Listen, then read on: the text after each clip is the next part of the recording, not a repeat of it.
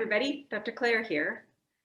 Today I want to talk a little bit about transitions and how ADHD can put up barriers that make it difficult for us to transition smoothly from one task to the next.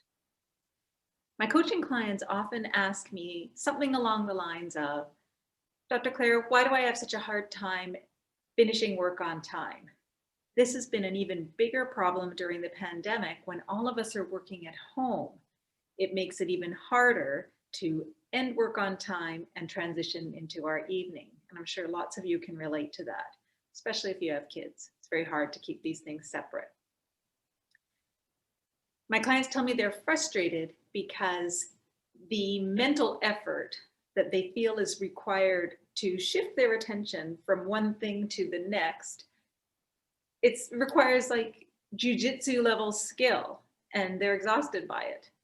They tell me that they set alarms for themselves, which is great. I'm always happy when I hear that. And then they tell me they ignore the alarms. So ignoring the alarms clearly is not beneficial. So that's frustrating. And they also tell me, and this is the one that always gets me, they are struggling to maintain good relationships with their family members, especially during the pandemic, because they haven't yet transitioned when they leave their home office, for example, and their mind is not yet on home tasks. So they might be grumpy and irritable with their kids who understandably just want to hang out with them. They get very upset when they talk about this, and it's not uncommon for someone to say to me, I feel like work is getting the best of me. That is not what we want to hear. Work should not get the best of us. What they want is to be able to shift their attention smoothly and easily, stop something, particularly if the time they're spending on it is no longer enjoyable or productive. It seems reasonable to want that. They want to be able to follow the plans they've set for themselves. If they plan to work from 9 to 5, they want to work from 9 to 5. And lastly, they want to reserve some precious mental and emotional energy for their loved ones so that their difficulty with transitions doesn't cause them problems in their personal lives.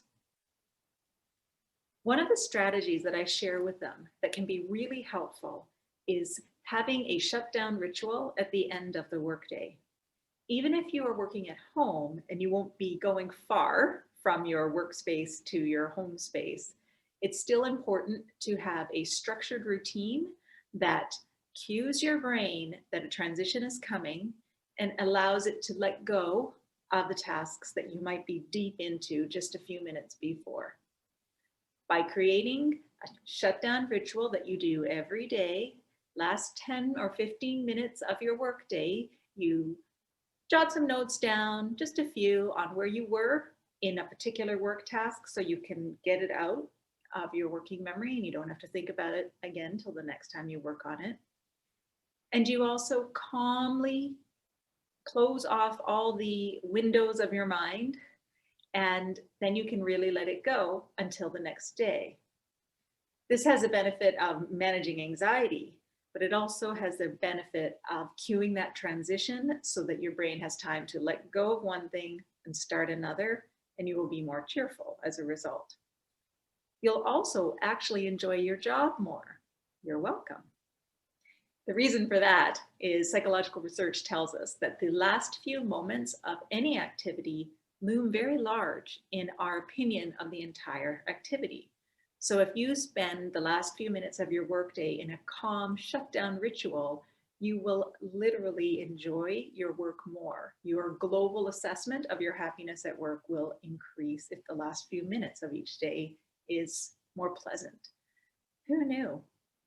I love research.